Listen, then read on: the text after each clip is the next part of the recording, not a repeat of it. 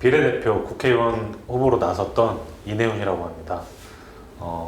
제가 사실 지금 이제 선거 저희 결과가 좋지 않잖아요. 그래서 힐링하는 중인데 예, 윤범기 기자님이 또 연락을 주셔가지고 예, 기왕에 혼자서 술 먹으면서 힐링하지 말고 뭐 이런저런 생각 정리하면서 힐링하면 좋겠다 싶어가지고요. 그래서 오늘 녹화를 하게 됐습니다. 그래서 들려드릴 얘기는 뭐 결과적으로 제 낙선 얘기고요. 그리고 어떻게 이제까지 정치를 쭉 해왔나 그런 얘기입니다. 그거를 굳이 하는 얘기는 굳이 하는 이유는 분명히 저랑 비슷한 또 정치에 관심 많은 그런 친구들이 있는데 그런 친구들과 이제 여러 가지 경험을 공유하고 또 아픔도 공유하고 또 미리 마음의 준비도 해주십사 하고 그런 의미로 정리를 하게 됐습니다. 그래서 이게 PPT 나가고 제 얼굴 뭐 조그맣게 이렇게 나가는 거죠. 네. 그래서 바로 시작을 하겠습니다. 제가 처음에 정치에 관심을 가지게 된 계기가 제가 그 프리랜스 만화가로 활동을 했습니다. 그래서 근데 이제 우리나라에서 워낙 이제 한 해 그 예술계통 졸업자가 아마 17,000이 되고 거기서 취업률이 예술계통은 특히 40%를 조금밖에 넘지 못해요. 그러다 보니까 이제 열정페이가 굉장히 만연하고 굉장히 그 예술인 작업자들 혹은 이런 그래픽 작업자들에 대한 처우가 좋지가 않습니다. 그래서 저도 프리랜스 생활을 하면서 여러 가지 좀 불공정한 일들을 겪었고 이제 그런 것들을 어떻게 없애야 되나, 그러니까 나 혼자만의 문제가 아니고 이건 나와 비슷한 사람들 모두의 얘기거든요. 그래서 그런 거를 해결하는 방법으로서 정책 제안을 하자. 이제 그래서 이제 표준계약서 같은 그런 것들을 정책 제안을 하게 됐고 그때가 2012년 이제 겨울쯤이었는데 그때 그 안철수 진신 캠프에서 이제 청년들의 목소리를 듣겠다 해가지고 청년 자문단 그런 걸 만들었었어요. 그래서 거기 가서 참여하면서 이제 그런 여러 가지 정책 제안하면서 정당 활동을 시작했죠. 그래서 뭐 이거는 제가 작업했던 건데 사실 이것도 모 출판사에서 이제 출판을 준비하다가 엎어진 케이스입니다. 근데 뭐 자료를 제가 좀 지금 요즘에 그 비례위성정당 관련해서 이제 저희 당에서 대응을 하고 있어서 그것 때문에 좀 바빠가지고 PPT를 사실 이렇게 정성스럽게 준비를 못했어요. 그러다 보니까 여러 가지 자료 찾다가 이게 또 눈에 보여가지고 이거를 예시로 넣습니다. 그래서 뭐 이런 저거는 SK 브로드밴드 캐릭터였는데 SK 1680이라는 그 전화 있었는데 망했죠. 망해서 캐릭터도 지금 없어진 걸로 알고요.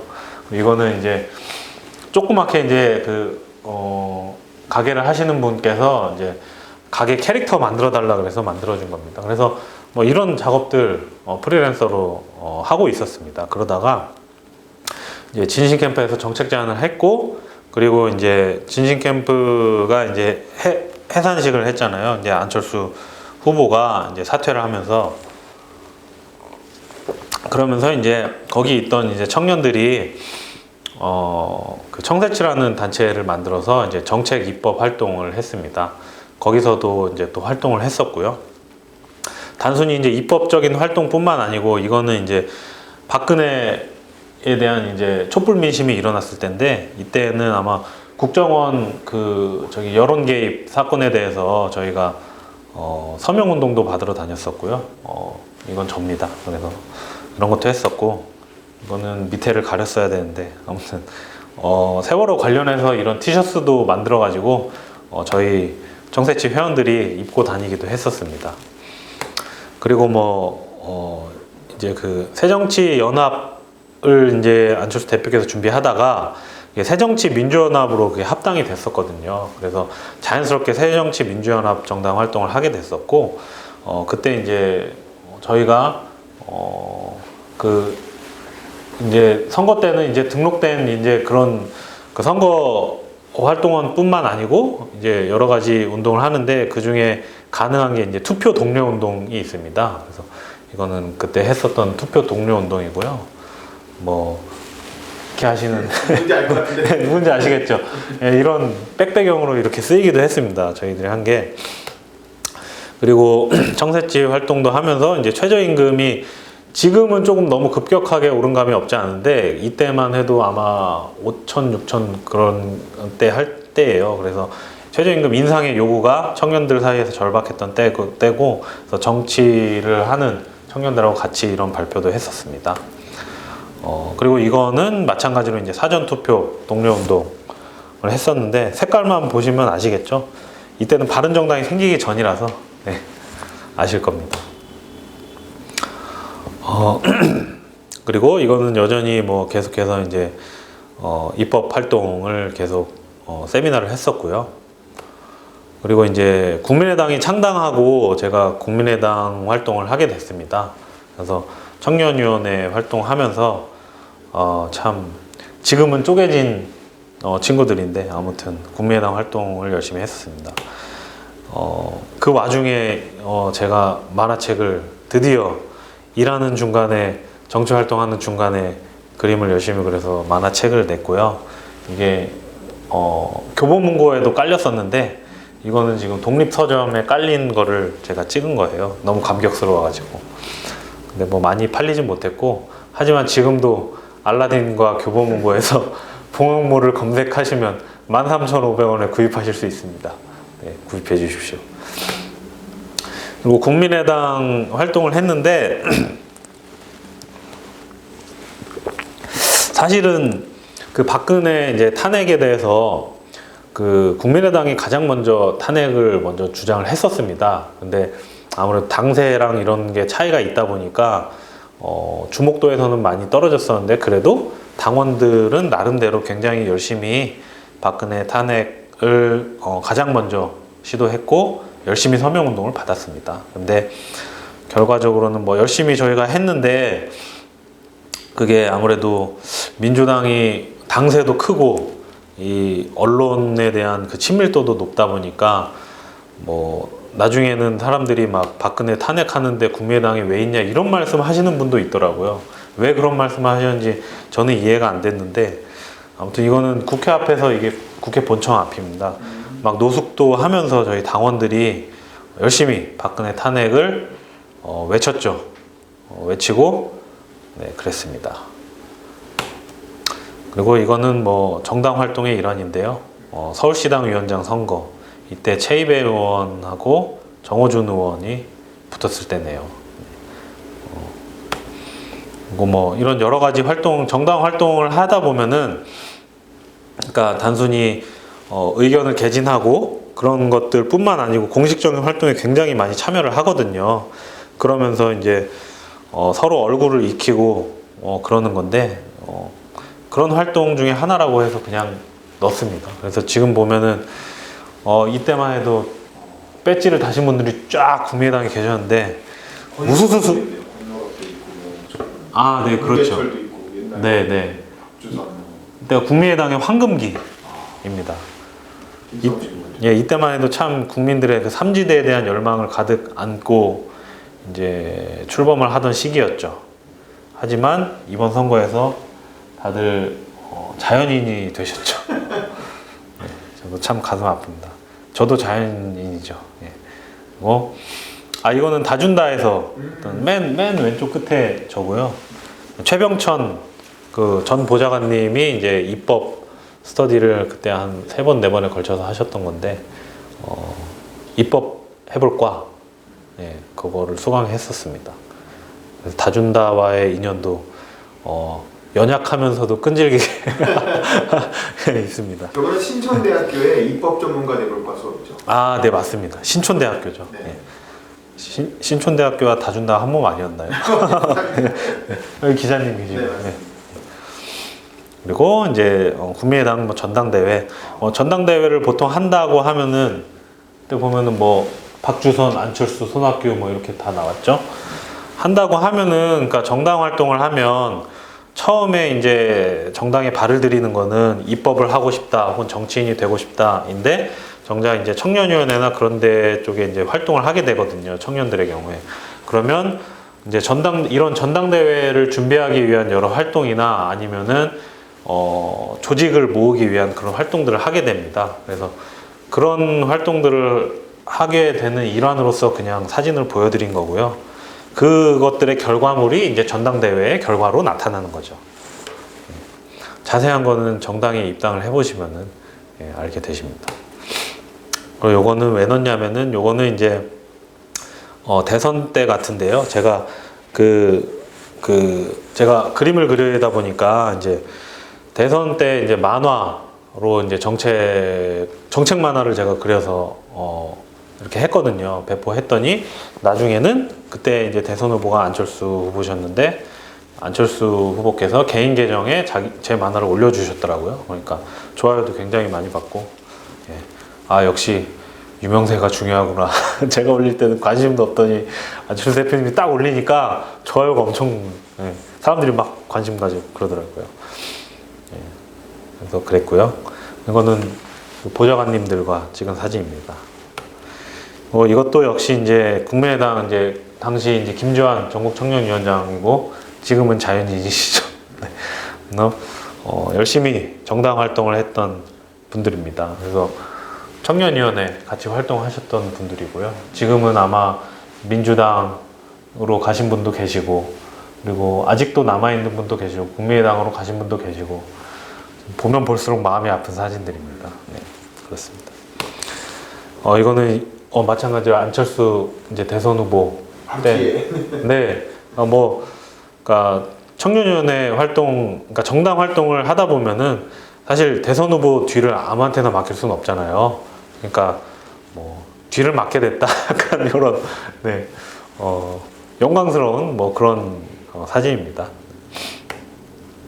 그래서 요거는 그런 와중에도 불구하고 그러니까 일반 당원이라고 해야 되나? 그러니까 풀뿌리 당원 중에는 그러니까 정치를 하려고 하다 보면은 사실 막 이렇게 정말 중요한 사람만 만나고 싶고 막 내 시간은 한계가 있고 이런 생각도 드는데 그래도 제일 중요한 거는 역시 일반 당원들 그리고 지금 막 당에 들어온 사람들 생각을 듣고 지도부와 연결하고 이런 게 굉장히 중요하거든요.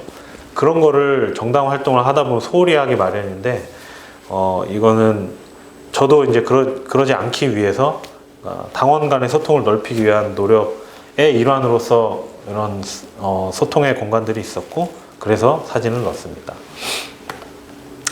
그리고 이거는 그냥 제 취미로 그림을 그리는 사람이니까 여러 가지 정치 현안에 대해서 만평 그린 겁니다.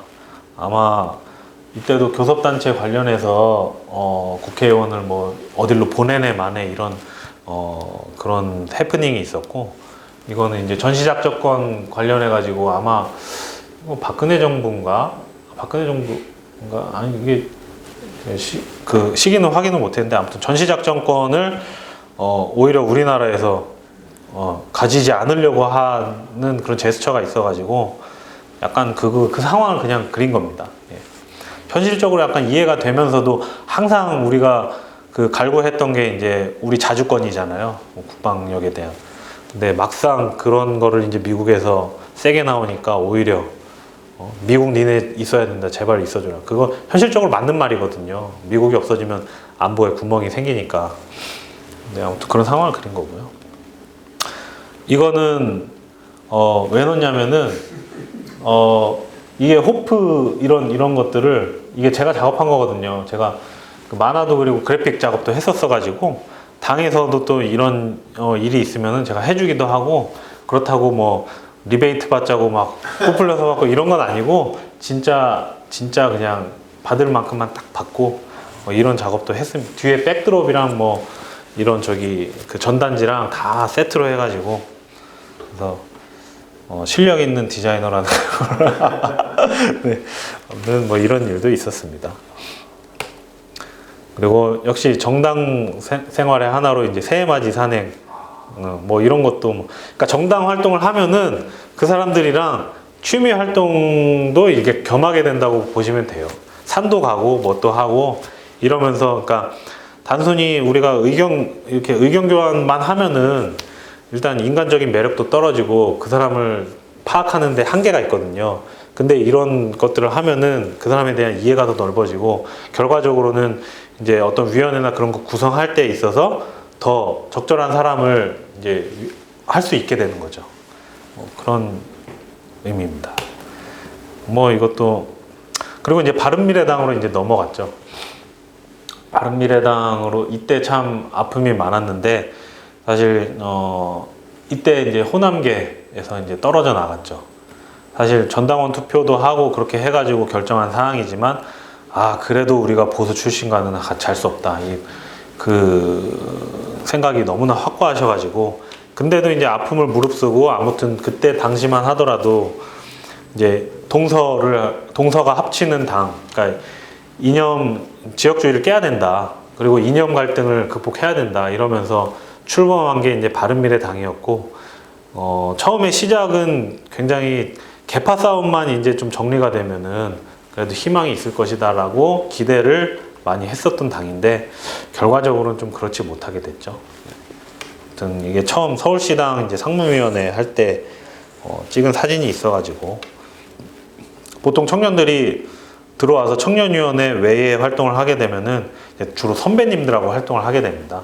근데 그게 저도 처음에는 부담스러웠고 약간 갭 차이도 많이 느껴지고 했는데 하다 보면은 확실히 그 쌓인 연륜과 경험이 있거든요. 거기서 나오는 말들이 가벼운 게 아닙니다. 그래서 배우는 것도 많고 항상 그렇습니다. 그리고 이제 지방선거가 닥치게 됐는데 사실 이때도 계파 갈등이 정리가 안 된 상황이었죠. 그래서 참 그 정당 지지율이 이때 5%인가 6% 나왔었어요. 그래서 근데 아무튼 그랬고, 그리고 사실 제가 출마하게 된 거는, 저는 그러니까 직업 정치인의 꿈이 사실 지방선거가 닥치기 전까지만 해도 없었어요. 그냥 정책 제안하고 나 내일 하고 그렇게 해야지, 직업 정치인 너무 위험해, 리스크도 크고 했는데, 제가 청년위원회 활동을 오래 했잖아요. 이때만 해도 거의 막 8년 가까이 했을 텐데 이게 당 지지율이 낮다 보니까 출마자가 없는 거예요. 청년들이 항상 외치는 게 청년 우대해줘라. 청년들이 당 안에서 활동한 공간이 없으니까 우리 청년들이 불행해진다. 우리나라 미래가 안 좋아진다. 이런 얘기 하면서도 막상 이제 이런 기회에 있어서는 이제 출마가 힘든 거죠. 현실적으로 돈도 많이 깨지고. 그래서 사실 말씀드리자면 약간 홧김에 출마를 하게 됐습니다. 그래서 제가 7살부터 산 강북구에 출마를 하게 됐습니다. 그래서 이건 출마 이제 지역위원회 활동의 일환으로 사진을 올렸습니다. 당연히 이제 지역 출마를 했으니 그 지역위원회와 거기서 이제 바른미래당의 이름으로 열심히 당원 활동을 했던 분들하고 가까워져야 되잖아요. 그런 활동들을 하게 됩니다. 어떤 활동인지 아시겠죠? 네. 이거 폭탄주입니다. 이런 활동을 열심히 하시면 됩니다. 네, 비슷한 것 같아요. 그리고 중간에 제가 이제 선거 때 갑자기 이제 청년위원장으로 임명이 됐는데, 이때 어떤 사건이 있었냐면은 이제 민주당하고 한국당하고 그 지방의회 의원들이 짬짬이 해가지고 4인 선거구제를 없애던가 3인으로 하던가 2인으로 다 나누던가 줄여버렸어요. 그러니까 더 군소정당들은 더 지방의회에 진출할 가능성이 확 줄어든 거죠. 그래서 그거에 항의하는 걸로 정론관 발표를 했었습니다. 다당제를 지켜달라고. 근데 결국에는 결국에는 힘이 센 정당들이 다 논아먹는 결과가 나타났죠. 이번에 연비제도 마찬가지고, 이거는 이제 대학로에서 미투 관련해서 이제 항상 내가 관심 있어 하는 것뿐만 아니고 국민들의 관심사에 대해서도 즉각적으로 대응을 하는 게 중요하거든요. 미투 이때 사건이 터져가지고 그거를 저희가 관철시키겠다 이런 서명도 하고 했었습니다. 이거는 이제 필승결의 선거를 잘 치르겠다 해서 발표를 했었던 거고요. 중간에는 이제 이게 프랑스 대사님인데 뭐 이런 대사 견학도 가고 예, 정치 활동을 하다 보면은 뭐 이런저런 새로운 경험을 많이 하게 됩니다. 그리고 이거는 당시 조금 뒤늦게 서울시장 출마를 이제 발표하셨죠. 안철수 전 대표께서. 그래서 그때 캠프 출범식 날 가가지고 같이 사진을 찍은 겁니다. 네, 약간의 전략상의 미스들이 좀 이때도 좀 많았죠. 예. 그리고 이거는 뭐 선거 운동을 하게 되면 이제 정말 나를 알리기 위한 모든 활동들을 하거든요. 지하철 인사는 그냥 기본 중에 기본이라고 생각하시면 돼요. 그냥 정해진 스케줄, 그러니까 뭐라 그래야 돼? 그러니까 완전히 그냥 건물로 치면은 그냥 밑바닥 다지는 거, 지하철이나 이런 거. 그래서 그런 인사를 했던 거고, 또 마찬가지로 수역에서 미투 운동. 그리고 이런 거는 보면은 이제 향후회를 많이 다닙니다. 향후회 가서 제가 사실은 지역 활동을 좀 오래 했었으면은 다 알 텐데. 저는 지방선거를 출마하면서 지역 활동을 시작했었거든요. 그래서 모르시는 분이 많아가지고 특히나 더 좀 열심히 했던 것 같습니다. 향후에도 가고, 이거는 어디 뭐 주민센터 같은 데서 무슨 뭐 모임 있으면 가서 인사하고, 뭐 설명하고, 이거는 오전에 산악회 갑니다. 이분은 지금 서울시의원 대신 최선 박용진 의원님 지역구, 예, 그분이 강북 을이거든요. 저는 강북 갑에 나갔었고. 그렇습니다. 그래서 이분도 다 되셨죠? 민주당하고 같이 간다 보네요. 이게 선거 때는 산악회를 하면은 다 와요. 다 오는데 근데 그런 게 있죠. 완전 민주당 산악회다, 완전 한국당 산악회다 이런 데가 있으면은 안 가기도 하는데 웬만한 데는 그냥 다 가요. 아침에. 그래서 뭐 이게 보통 새벽 6시 반에 출발하거든요. 선거 때는 그냥 진짜 한 5시간 자면서 계속 5시간도 못 잘 때도 많아요. 전략 세우고 막 해야 되니까. 그러면서 계속 이런 데 다 다니는 겁니다. 이것도 산악회 갔을 때 예, 표정이 뭐 밝아 보이진 않죠. 근데 뭐 아무튼 산악회 가야 되니까 예, 가서 여기가 길도 좀 가팔랐던 것 같아요. 그런 데 갔었고, 이거 뭐 골프장에서 어떤 또 행사하는 데 가가지고 또 인사하고 또 빠져나오는 사진이 또 있네요. 그리고 이거 아침 배드민턴 하는 데 가가지고, 그러니까 갈 수 있는 데는 다 가요. 그냥 가가지고 같이 밥 먹으면서 되게 이뻐해 주셨는데 낙선하고 제가 못 찾아뵀습니다. 그리고 이것도 역시 호남 향후에 뭐 체육대회 따로 하는데 가가지고 이제 열심히 유세를 했죠. 다 같이. 이분은 이번에 자연인이 되신 정양석 천준호, 웃으면 안 되지. 천준호 의원님, 천준호 당선자님께 이제 의원직을 양보하게 되셨죠. 이거는 우이동 솔밭공원에서 뭐 이분들은 뭐 선거 나오신 분들이라 공인이니까 얼굴 딱히 안 그렸습니다. 같이 운동했었고요. 비가 오든 눈이 오든 아무튼 해야 됩니다. 그래서 이 지금까지 사진은 거의가 이제 이게 공식 선거 운동 전인 것 같은데, 예. 왜냐하면 옷이 그냥 뭐 없잖아요. 공식 선거운동 전에, 그러니까 90일인가 100일인가 그렇거든요. 선거운동 전에 3개월 정도인데, 그때는 혼자서 이제 죽으라고 뛰어다니는 겁니다. 저는 지역 기반이 없으니까 뛰어다니는 거고, 프로분들은 이렇게 딱 핵심만 찝으시면서 다니시더라고요. 왜냐하면 그분들은 이미 몇 년 동안, 길게는 10년 동안 지역을 돌아다니신 분들이기 때문에 제가 막 열심히 한 것처럼 하시지 않더라고요. 그렇게 하셔도 엄청난 표 차이로 당선이 되시더라고요.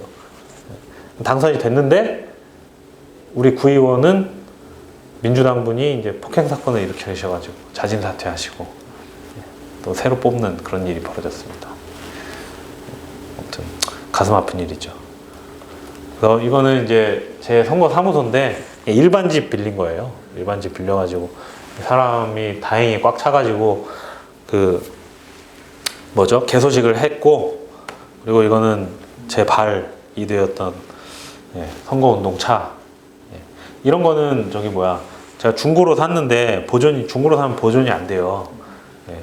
제가 근데 왜 그랬나 몰라. 아, 보존이 어차피 안 될 거 알고 있었나? 예.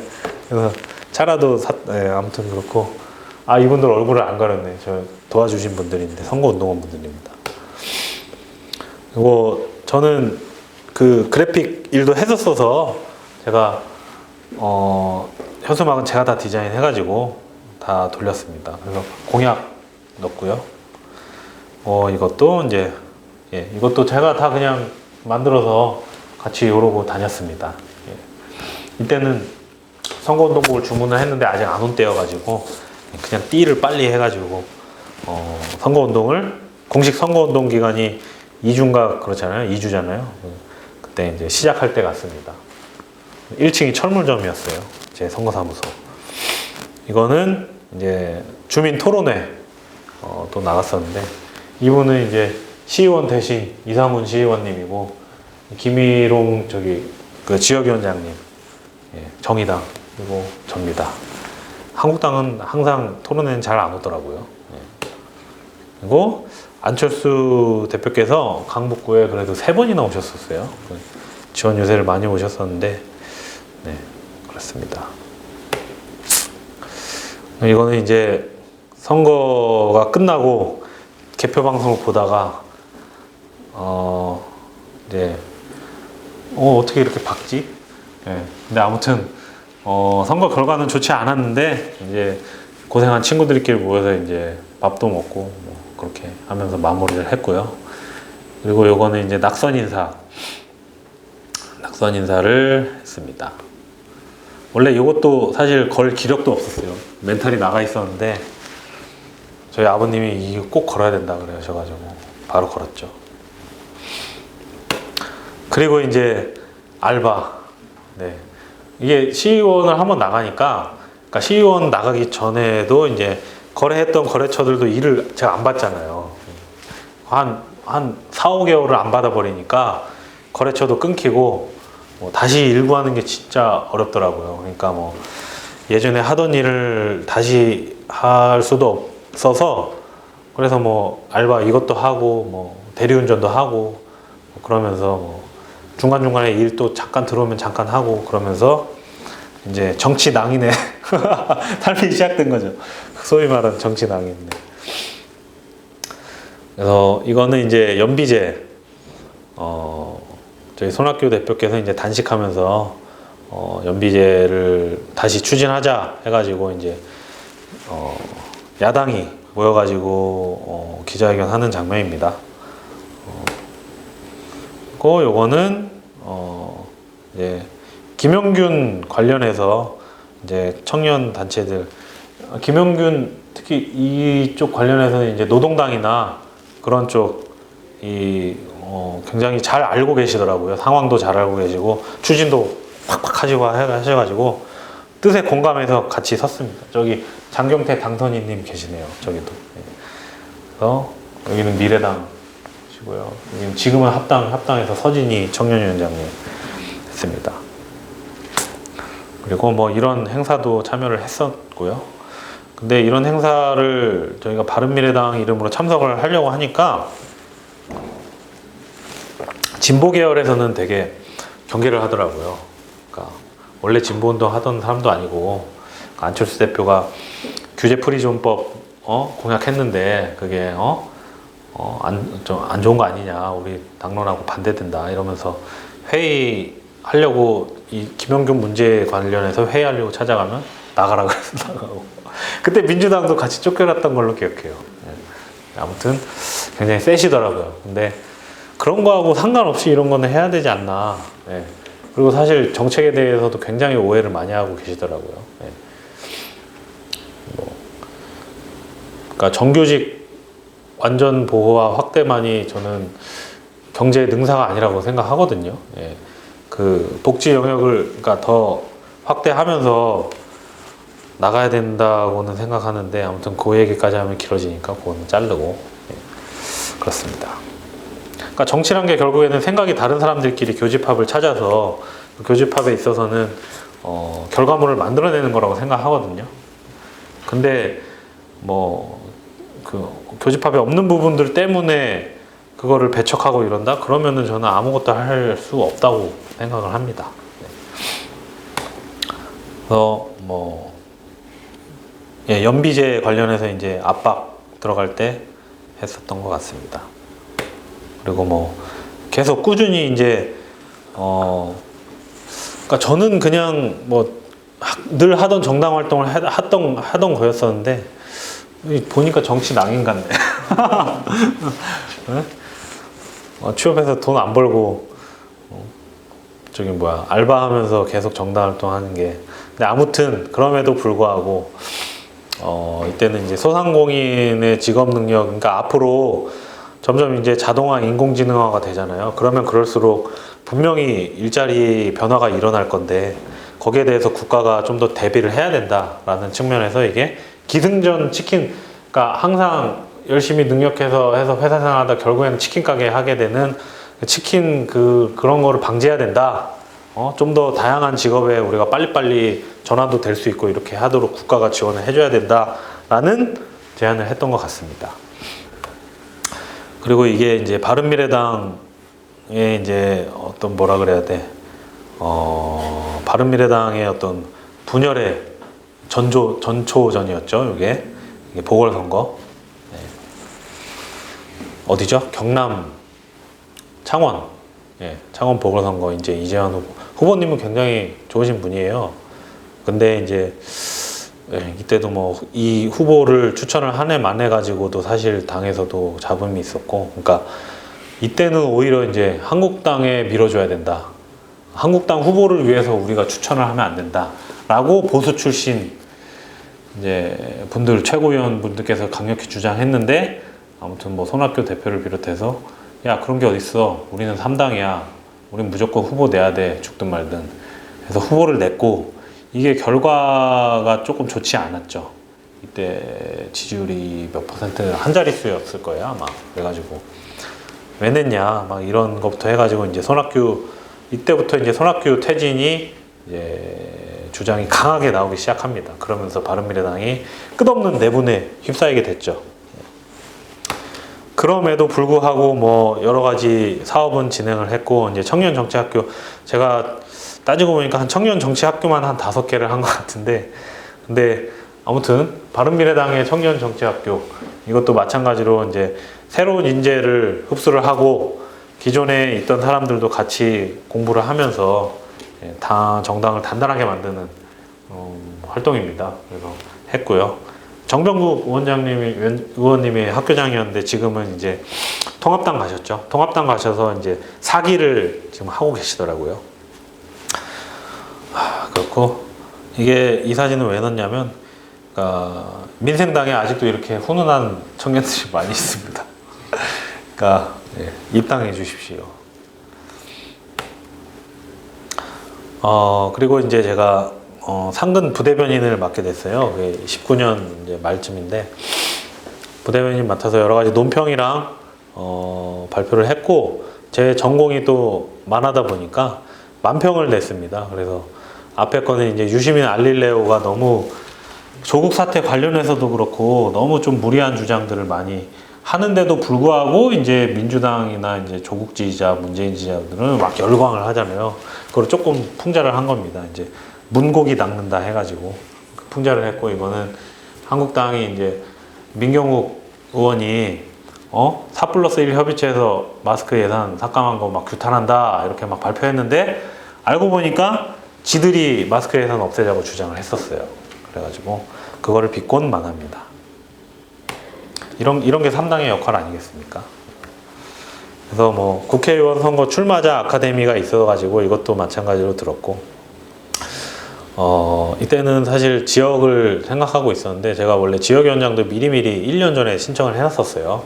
그래서 근데 거기에 또 안 하시려나 보다 생각했던 분이 다시 또 하시겠다고 하셔서 조금 유보됐다가 결국에는 이제 그분이 하시게 되고, 저는 또 옆 동네로 이사를 가면서 옆 동네에도 준비를 해야 되지 않겠나 생각을 했었는데, 사실 우리 당이 또 그 합당이네 뭐네 하면서 굉장히 또 지지부진했잖아요. 그러니까 결국에는 그런 패배 요인들이 겹치고 겹쳐가지고 이번 총선 결과가 나타난 거라고 봅니다. 근데 아무튼 지역 출마도 좌절되고 결국에는 비례로 제가 들었습니다.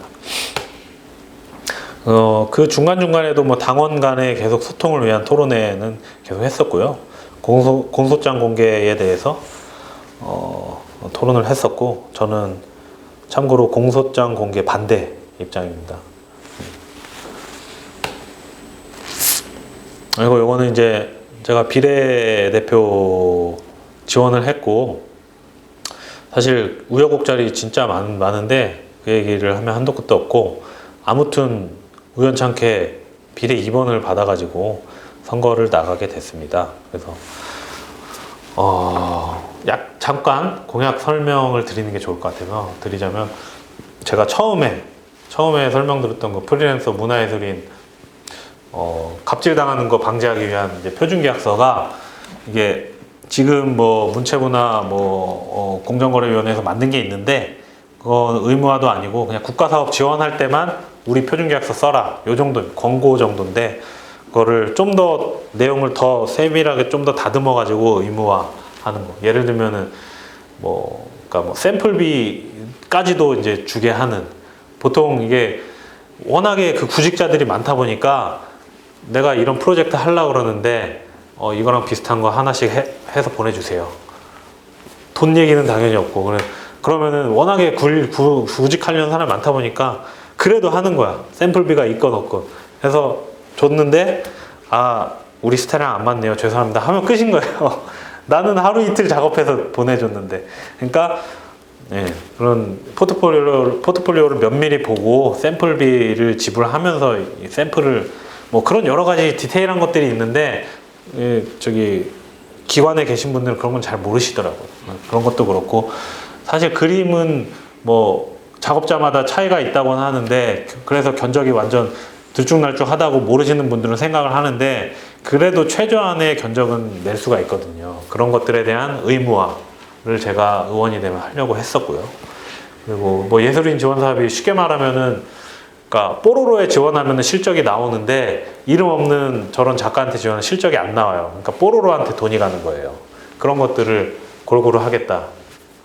그리고 문신 합법화, 이거는 뭐 사실상 문신 지금 그냥 저희 형이 사실 타투를 합니다. 연극인 출신인데 타투 하는데, 저희 형이 국회의원상 받은 것만 3개가 넘어요. 근데도 아직 그 의사협회, 이번에 의사협회, 대한의사협회인가요? 코로나 관련해서 또 문재인 정부를 질타했다가 쏙 들어갔죠. 우리나라 그래도 잘하고 있다는 게 지금.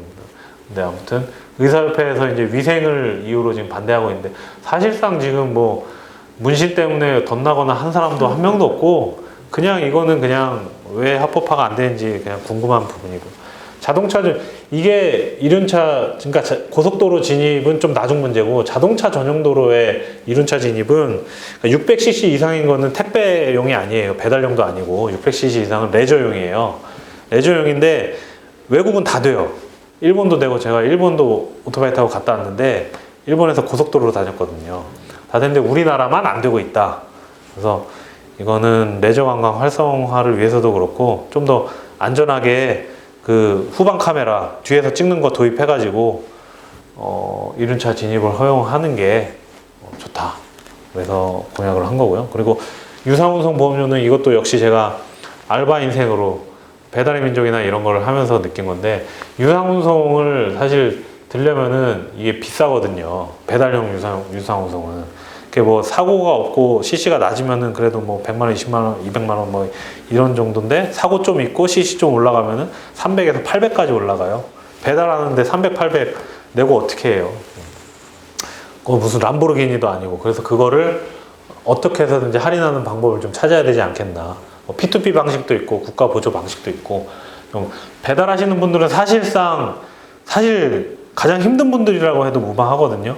그런 분들을 돌보는 게 국가가 할 일이기 때문에 그런 공약이고요. 운수면허, 이거는 타다 문제인데, 이제 노동시장 개혁에, 특히 운수 노동시장 개혁에 국가가 좀 더 적극적으로 준비를 해야 된다. 지금처럼 방해만 해서 싸우게 하면 안 된다라는 그런 목적이고, 기본 식량 도입은 제가 그림 그릴 때 느낀 건데 기본 소득보다 저는 기본 식량이 더 시급하다고 생각을 합니다. 기본 식량은 만들기도 쉽고 배포하기도 쉽거든요. 그리고 정쟁거리도 없어요. 이거는 진짜 배고프고 당장 먹을 거 없는 사람이 신청하면 택배로 오는 그런 거거든요. 이렇게 바스켓 같은 게 비스켓 같은 게 그래서 그런 거 아이디어를 하나 낸 거고요. 그리고 총리 국회 추천 이거는 이제 대통령 이제 권력 분산에 대한 건데 이거는 총리 국회 추천이 제가 문재인 대통령 공약에 있는지 검토는 안 해봤는데 아무튼 문재인 대통령님도 그 대통령의 권한 분산에 대해서는 여러 번 말씀하셨어요. 그러니까 지방 분산부터 해가지고 그런 것 중에 하나로 이제 총리를 국회 추천하자. 그리고 이제 100% 연비제, 그러니까 이런 꼼수 비례정당이 안 나오게끔 하기 위해서 100% 연비제 가자. 근데 그러려면은 일단은 의원 정수가 확대돼야 되는데 그런 국민 반발이 여론이 안 좋을 테니 보좌진 축소하고 세비를 좀 줄여서라도 그리고 사실 OECD 기준으로 봤을 때 우리나라는 국회의원이 적거든요. 예. 뭐 지방의원은 일단 제껴두고라도 국회의원이 우리나라 다른 OECD 기준으로 봤을 때 500, 600명까지 늘려줘야지 다른 나라하고 비슷한 거예요. 근데 우리나라는 세계 최고의 보좌진 세비를 지출하고 있거든요. 그런 것들이 있기 때문에 보좌진은 축소하고 의원은 늘려야 된다라는 게 이제 소위 말하는 글로벌 스탠다드. 예. 금태섭 의원님이 항상 말하는 글로벌 스탠다드고 그리고 이제 지방의회 관련해서 사실 기초의회에 대한 회의로는 예전부터 있었어요. 그래서 민주당도 예전에는 당론으로 기초의회 무공천도 결정했었고 안철수가 그것 때문에 새정치민주연합 합당했었던 건데 결국엔 다시 뒤집어가지고 그렇게 했었죠. 왜냐하면 당선 가능성이 낮아진다는 이유 때문에. 근데 아무튼 그거는 무공천은 둘째로 치더라도 사실상 기초의회보다는 광역의회를 의원을 늘리고 의원들한테 보좌진을 붙여줘가지고 왜냐하면 지역 가면은 광역의원 있고 기초의원 있거든요. 근데 사실 제가 이런 말씀 드리긴 뭐하지만 기초의원 분들도 열심히 활동하시지만은 광역의원을 더 유능하게 만드는 게 일단은 유권자들이 투표하는 것도 더 집중력 있게 할 수 있고 그리고 광역의원 분들이 항상 바라시는 게 그거예요. 보좌진 좀 제발 붙여달라. 그래서 보좌진도 붙여주고 중요한 거는 1등 선거만 하지 않게끔 되기 위해서 중대선거구제를 도입하는 거죠. 1등, 2등, 3등 뭐 이렇게 최소한 2등까지는 당선되게 그러면은 이 광역의회서부터 해가지고 지역구도 깨지지 않을까. 그러니까 항상 선거판 당선자 보면은 우리나라 동서로 나눠져 있잖아요. 그게 광역의회부터 저는 깰 수 있다고 봐요. 중대선거구제를 도입하면. 그래서 그거부터 하면은 우리나라의 이념 갈등, 지역 갈등이 줄어들면서 더 내실 있는 의정 활동이 가능하지 않을까 그렇게 생각을 해가지고 공약을 냈습니다. 그래서 이거는 제가 비례 2번을 제가 받았잖아요. 근데 전 비례 2번 손 대표님한테 제가 여러 가지 의미를 담아서 제가 감사를 드리는 장면입니다. 그래서 손 대표님께서도 정말 최선을 다해서 선거운동을 뛰어주셨고 다만 결과가 아쉬웠던 거는 누구 한 사람의 잘못이 아니고 우리 모두와 그리고 그간에 쌓아온 일들의 결과이기 때문에 그렇습니다. 그리고 이거는 이제 제가 비례 이번 된 이후에 이제 전국 유세를 다녔죠. 이거는 서울인 것 같은데 홍대 앞이죠. 용산에 가서 이제 저희 후보님 또 사진 보면서 또 좋아하고 사실상 후보님이랑 저랑 같이 다니면 저는 그냥 선거운동원으로밖에 안 보이기 때문에 따로 다니면서 명함 주는 게 훨씬 효율적이라서 따로 다녔습니다. 이거는 부천 같아요. 전도 가고 시장 앞에서 인사드리고 이거는 인천 9월동 같습니다. 그래서 아무튼 서울뿐만 아니고 전주해서 광주해서 부산 갔다가 대구는 가려다가 코로나 걸릴까봐 패스했습니다. 그래서 전국 유세를 다녔고요. 열심히 다녔습니다. 그리고 이거는 위성정당 이제 위헌 저희 소를 제출했습니다. 제출했는데 경실련이나 7개가 넘는 시민단체에서 비례위성정당 관련해서 이번에 위헌이라고 소를 넣었는데 소라고 하는 게 맞나요? 뭐라 그래야 되나요? 소송이요? 아무튼 그 소송을 제기했는데 다 기각됐는데 저희는 이제 당사자성이 인정이 됐다고 합니다. 그러니까 비례위성정당 때문에 민생당이 피해를 봤다라고 1차적으로 판결이 내려져서 이거를 이제 심리라고 해야 되나요? 한테 심판을 들어간다고 합니다. 그래서 어제 그거 소식을 듣고 어제부터 제가 헌재 앞에 점심시간, 저녁시간 해가지고 이제 1인 시위를 하고 있습니다. 그래서 네, 뭐 이거에 대해서도 잘 됐으면 좋겠네요. 이게 만약에 위헌이 되면 어떻게 되는 거예요? 총 선거가 달라지는 거예요? 달라지거나 재투표를 하거나. 그러니까 막 기사들 보니까 재투표라고 나와 있는데 제 생각에는 분배를 그냥 빼고 하지 않나. 예. 왜냐하면 이거는 그러니까 사실상 뭐라 그래야 돼. 그러니까 의원을 파견해가지고 멀쩡히 있던 의원들을 뚝 떼가지고 파견해서 선거운동도 사실상 같이 했고 TV 토론에서도 뭐 이해찬 대표의 뜻과 문재인 대통령의 뜻은 더불어시민당과 더불어민주당이 하나다 막 이런 얘기도 TV에서 했고 사실상 그게 이제 정당의 가치를 훼손한다는 거죠. 그런 위성정당 만들어서 선거 치른다는 게. 그래서 그런 부분에 대해서 이제 분명히 정당법에 면신에 이제 정당의 요건들이 있는데 그게 전국 5개 시도당에 이제 위원회 조직해서 하는 것들이 결국에는 민의를 담아야 되고 그리고 정당만의 가치와 그 방향성을 갖고 가야 되는데 사실 비례위성정당은 정당만의 가치와 그런 거 전혀 없이 똑같잖아요. 그냥 떼가지고 이번에 한시적으로 하는 연동형 비례대표제에서 더 많은 의석을 확보하기 위한 목적일 뿐이지 전혀 정당으로서의 목적도 없고 목적의식도 없고 그런 거기 때문에 그거는 위헌이다. 제가 심판했는데 헌재에서 받아들여져 가지고 결과가 어떻게 나올지는 좀 더 지켜봐야 될 것 같습니다. 네. 감사합니다.